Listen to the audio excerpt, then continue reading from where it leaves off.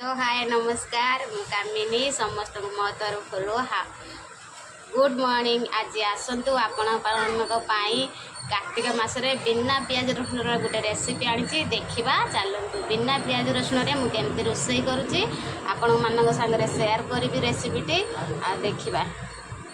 मुझे आलू अमृतभंडा फुलकोबी बोईताल सबू रंग परिया मिसेक नहीं जाइए आको केमती रोषे कर देखिए ना। ये कार्तिक मासरे प्राय लोक माने बिना पियाज रसुण तरकारी रोषे कर खानी खाली डाली करी खाती किंतु मु आज आपण सहित देखो डाली खाई खाई तो विरक्ति लगनी किंतु एमती पनीपरिया को भी बिना पियाज रसुण रोषे कर खाइले बहुत सुंदर लगे। आमती रोषे करछि आसंतु सेटा देखिबा। तमे कढ़ाटा को मु गरम करी नैछि टिके हल्का तेल दे दबा।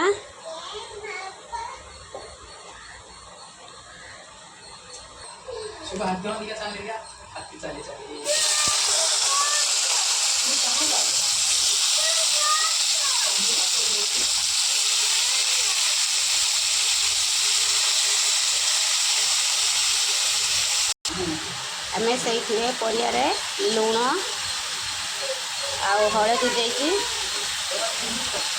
संतुली नवा आम एमती सांग मैंने संतुली नहीं सारा तापर आम से पानी देदबा देकी किसी समय छाड़ीदबा ताको सिझापी।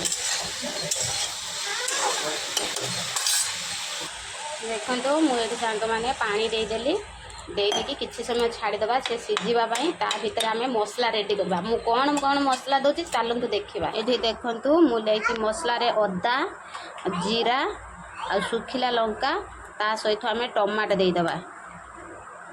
आम एक पेस्ट करनवा। देखिए सांग मैंने मोर परिया सीझी काढ़ी नहीं से कढ़ारे मुझे तेल देदेची तेल गरम हो गला आम पंचु फुटण देदबा। पंचु फुटणा देने तरकार बास्ना बढ़िया आसो कहीं बिना पियाज रसुण जेहेतु रोषे करचे पंचु फुटणा निहाती दरकार। सांग मैंने मोर केड़े सुंदर फुटण फुटगला बटा होती देवी मु अदा रसुण सॉरी अदा जीरा लंका देखिए तो मुझे पेस्ट बनाऊली से आम देदबा।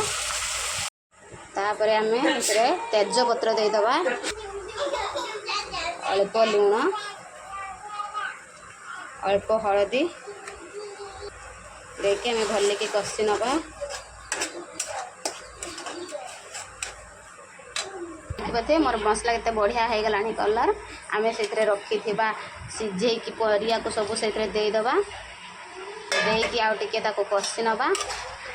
एमती सांग मैंने करके थरे खातु पियाज रसुण के भी आपण मैंने भूली जी खायापाई एमती करके थरे खातु खाइला परे निश्चय कहे कमेंट रे मोर तरकारी देखुवे एपटे केते बढ़िया कलर होइछि। तापर आम रखी सीझे सीझा पानीटा को से देदबा। हमारे देखु ये मुझे देगी रोषे करदेली। वीडियोटी भल लगी लाइक शेयर कमेंट सब्सक्राइब निश्चय करेंगे। केबे भी सब्सक्राइब करने भूलें सांग मैंने भल लगे निश्चय सांग मान पाखु शेयर करेंगे। एबे आमर रेडी हो गला तरकारी आम रोचु बाय बाय देखा नेक्स्ट वीडियो रे।